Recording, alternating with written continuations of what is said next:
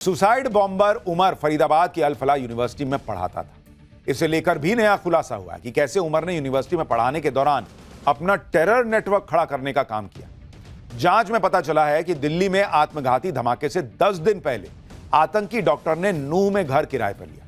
सूत्रों के मुताबिक इस घर को विस्फोटक इकट्ठा करने और दूसरी जगहों पर सप्लाई करने के मकसद से किराए पर लिया गया। किराए का घर लेने के लिए आतंकी उमर ने इलाके के 2 मुस्लिम युवकों शोएब और रिजवान को पैसे का लालच दिया। सूत्रों का दावा है कि शोएब और रिजवान ही आतंकी उमर की जरूरत का सारा सामान किराए के घर तक पहुंचाते थे। ब्लास्ट में इस्तेमाल की गई उमर की कार की मरम्मत भी इन्हीं दोनों ने करवाई थी। सूत्रों के दावे के मुताबिक ब्लास्ट से पहले 10 दिन तक आतंकी उमर किराए के मकान में ही रहा, एक बार भी बाहर निकला ही नहीं। यह भी खुलासा हुआ है कि आतंकी डॉक्टर और पढ़े लिखे युवाओं को अपने टेरर नेटवर्क से जोड़ने में जुटा रहा। इसके लिए आर्थिक तौर पर कमजोर और अलग अलग वजहों से परेशान लोगों को टारगेट कर रहा था। सूत्रों के मुताबिक ऐसे लोगों का ब्रेन वॉश करने के लिए फिलिस्तीन का उदाहरण देकर उन्हें कट्टरपंथी विचारधारा से जोड़ा जाता था और फिर उन्हें सुसाइड बॉम्बर बनने के लिए तैयार करने की कोशिश होती थी। लेकिन इस्लाम की आड़ में जिस तरह आतंकी डॉक्टर उमर ने सुसाइड बॉम्बिंग को शहादत बताने की कोशिश की, उसको लेकर AIMIM के प्रमुख असदुद्दीन ओवैसी ने उसे आड़े हाथों लिया। ओवैसी ने आतंकी उमर के बयान को गुमराह करने वाला बताया और लिखा कि दिल्ली ब्लास्ट के आरोपी उमर नबी का एक बिना तारीख वाला वीडियो सामने आया है जिसमें वो सुसाइड बॉम्बिंग को शहादत बता रहा है। कह रहा है कि इसे गलत समझा गया है। आगे ओवैसी ने लिखा कि इस्लाम में सुसाइड हराम है और बेगुनाहों की हत्या घोर पाप है। ऐसी करतूत देश के कानून के भी खिलाफ है। ये किसी भी तरह नासमझ नहीं है, ये आतंकवाद के अलावा और कुछ नहीं है। आगे ओवैसी ने भी कहा कि इस तरह की सोच समाज और देश दोनों के लिए खतरनाक है। तो जो नेता उमर जैसे सुसाइड बॉम्बर से हमदर्दी जता रहे थे, उन्हें कम से कम ओवैसी से सीखना चाहिए, जिन्होंने खुलकर कह दिया कि यह तो सीधा सीधा टेररिज्म है भाई। दिल्ली ब्लास्ट केस में फरीदाबाद की अल फलाह यूनिवर्सिटी भी जांच एजेंसियों की रडार पर है। कल अल फलाह ट्रस्ट के ठिकानों पर दिन भर ईडी की छापेमारी चली। अल फलाह ग्रुप के चेयरमैन जवाद सिद्दीकी को गिरफ्तार किया गया। शुरुआती जांच में पता चला है कि अल फलाह यूनिवर्सिटी ने धोखाधड़ी से 400 करोड़ से ज्यादा की कमाई की। एक तरफ अल फलाह यूनिवर्सिटी पर एक्शन हो रहा है, वहीं दूसरी तरफ यूनिवर्सिटी के तार टेरर मॉड्यूल से जुड़ने के बाद वहां भगदड़ मच गई। अल फलाह यूनिवर्सिटी के faculty members, doctor, paramedical staff और मेडिकल स्टूडेंट का पलायन शुरू हो गया है। बदनामी के डर से मेडिकल स्टूडेंट के पेरेंट्स आकर अपने बच्चों को लेकर जा रहे हैं। दावा है कि यूनिवर्सिटी के कई स्टाफ मेंबर्स यूनिवर्सिटी प्रशासन को अपना रेजिग्नेशन भेज चुके हैं। इस बीच दिल्ली ब्लास्ट की जांच में जांच एजेंसियों को उस वक्त एक और बड़ी कामयाबी मिली जब यूपी में सहारनपुर के पास देवबंद से दिल्ली पुलिस की स्पेशल सेल और यूपी ATS ने अल फलाह यूनिवर्सिटी के मेडिकल स्टूडेंट को डिटेन किया। यह छात्र आतंकी उमर का करीबी बताया जा रहा है। सूत्रों के मुताबिक आतंकी उमर के मोबाइल फोन से इसका नंबर मिला और दोनों के बीच व्हाट्सएप पर चैट होने के सबूत मिले। लगातार हो रहे खुलासों के बीच यूपी ATS ने जांच का दायरा भी बढ़ा दिया। सूत्रों के मुताबिक यूपी ATS ने संदिग्ध मदरसों के छात्रों और मौलवियों की रिपोर्ट मांगी। प्रयागराज, कौशांबी, फतेहपुर के मदरसों से रिपोर्ट तलब की गई है। बांदा, हमीरपुर, चित्रकूट, महोबा के मदरसों से भी रिपोर्ट मंगाई गई है। इसके साथ ही अल्पसंख्यक कल्याण विभाग से मदरसों में पढ़ने वाले छात्रों के पेरेंट्स की भी डिटेल मांगी गई है। दिल्ली में हुए ब्लास्ट के बाद व्हाइट कॉलर टेरर मॉड्यूल तैयार करने में जिस तरह फरीदाबाद की अल फलाह यूनिवर्सिटी का कनेक्शन सामने आया, उसके बाद अब देश की दूसरी अल्पसंख्यक यूनिवर्सिटीज और मदरसों की जांच की मांग भी उठने लगी। पाठशाला में अब अगला चैप्टर, जिसमें आपको दिखाने जा रहा हूं लॉरेंस बिश्नोई का भाई अनमोल भारत आया कौन कौन से राज खोलने वाला है। बाबा सिद्दीकी मर्डर से लेकर सिद्धू मूसेवाला, लॉरेंस का सबसे बड़ा राज क्या अब खुलने वाला है। अब इसका चैप्टर। गैंगस्टर लॉरेंस बिश्नोई जो अपराध की दुनिया में बड़ा नाम है, जिसके एक इशारे पर उसके शार्प शूटर्स किसी का भी काम तमाम कर सकते हैं। लॉरेंस बिश्नोई के क्राइम सिंडिकेट पर एक्शन तो पहले से हो रहा है, लेकिन अब लॉरेंस बिश्नोई को बहुत बड़ा झटका लगा है। लॉरेंस बिश्नोई का भाई अनमोल बिश्नोई जो भारत में मोस्ट वांटेड है, उसे अमेरिका से भारत लाया गया है। सिद्धू मूसेवाला मर्डर हो, बाबा सिद्दीकी मर्डर केस, इन सब में अनमोल बिश्नोई वांटेड है। इसके अलावा सलमान खान के घर पर जो फायरिंग हुई, उसके पीछे भी अनमोल का हाथ है। सिद्धू मूसेवाला मर्डर केस के बाद से ही अनमोल बिश्नोई फरार था। लॉरेंस बिश्नोई ने अपने भाई अनमोल को बचाने का पूरा इंतजाम किया था, लेकिन लॉरेंस की तमाम कोशिशों के बाद भी अनमोल बिश्नोई पुलिस के हत्थे चढ़ गया और अब भारत लाया जा चुका है।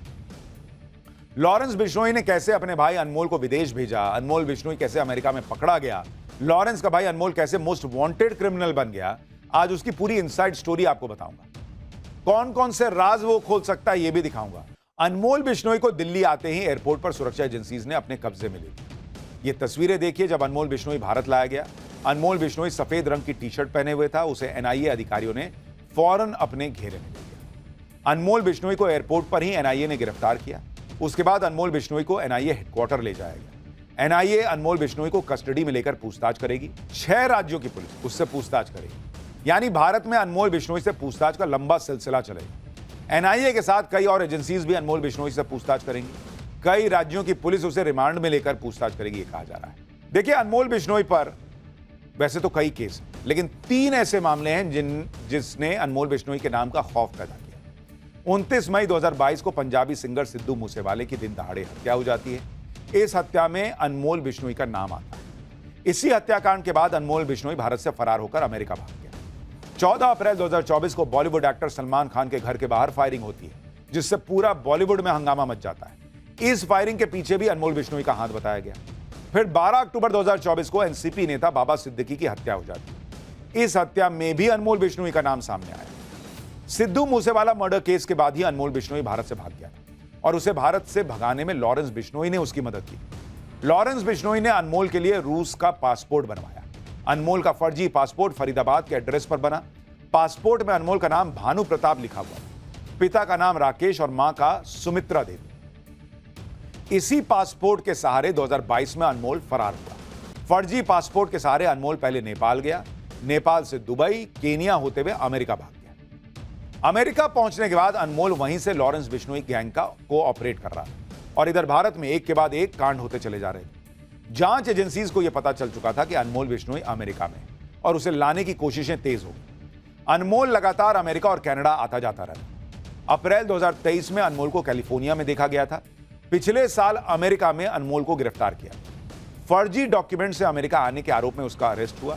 अनमोल को अमेरिका के पोटावाटामी काउंटी जेल में रखा गया था। इस जेल में खूंखार अपराधियों को रखा जाता है। यहीं से अनमोल बिश्नोई के भारत आने की कोशिश तेज हुई और अब अनमोल बिश्नोई भारत आ चुका है और कहा जा रहा है कि उससे कई अहम राज जो हैं वो उगलवाए जाए। अनमोल बिश्नोई को अमेरिका में बेहद कड़ी निगरानी में रखा गया था। अमेरिकी जेल में अनमोल बिश्नोई के पैरों में इलेक्ट्रॉनिक डिवाइस लगाई गई थी, जिसे एंकलेट कहते हैं। यानी अगर अनमोल बिश्नोई भागने की भी कोशिश करता तो उसे पकड़ लिया जाता। एंकलेट को एंकल मॉनिटर या ट्रैकर भी कहा जाता है।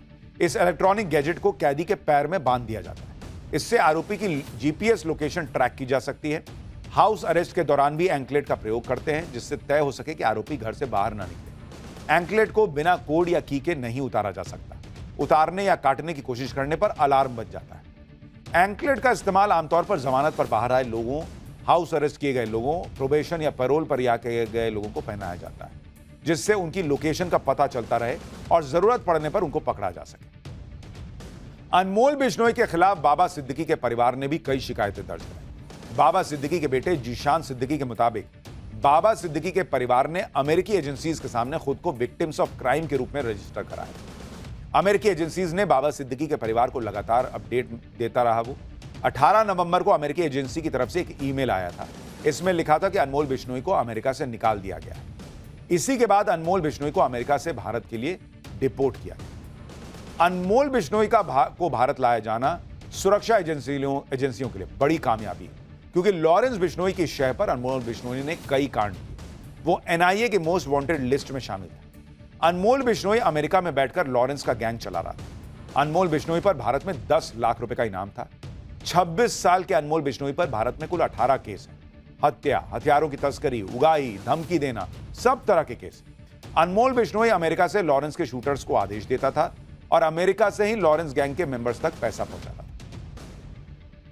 अनमोल बिश्नोई भारत में एक बार गिरफ्तार भी हो चुका है और राजस्थान की जोधपुर जेल में सजा भी काट चुका है, जहां से 7 अक्टूबर 2021 को वो जमानत पर बाहर आया था और फिर अमेरिका निकल गया। अनमोल बिश्नोई ने जो अपराध किए हैं उनमें सबसे बड़ा कांड है बाबा सिद्दीकी की हत्या करवाना। 12 अक्टूबर 2024 को यह हत्या हुई थी। मुंबई के बांद्रा के खेरवाड़ी सिग्नल पर बाबा सिद्दीकी की गोली मारकर 3 शूटर्स ने हत्या कर दी थी। बाबा सिद्दीकी के मर्डर की जिम्मेदारी लॉरेंस गैंग ने ली थी और पुलिस ने इस मामले में करीब 26 आरोपियों को गिरफ्तार किया। बाबा सिद्दीकी हत्याकांड में गैंगस्टर अनमोल बिश्नोई वांटेड घोषित हो गया था और हत्या के दौरान शूटर्स के साथ वो संपर्क में था। अनमोल बिश्नोई हत्या के बाद एक शूटर ने अनमोल को फोटो वीडियो भेजे। शूटर ने फोटो और वीडियो भेजकर हत्या कंफर्म भी की। इसी तरह से सिद्धू मूसेवाला की हत्या की गई थी और इसमें अनमोल बिश्नोई का नाम सामने आया। 29 मई 2022 को सिंगर सिद्धू मूसेवाला की हत्या पंजाब के मानसा में गोली मारकर की गई थी। हत्याकांड के बाद अनमोल का नाम चर्चा में आया। लॉरेंस ने तिहाड़ जेल में से मूसेवाले की हत्या की साजिश रची। अनमोल ने गोल्डी बराड़ से मिलकर साजिश को अंजाम दिया। लॉरेंस बिश्नोई का भतीजा सचिन भी हत्याकांड में शामिल था। हत्या को अंजाम देने से पहले मूसेवाला की रेकी की गई थी। रेकी करने के बाद शूटर और हथियारों का इंतजाम हुआ। For more of such videos, do like, share and subscribe to ET Now Swadesh.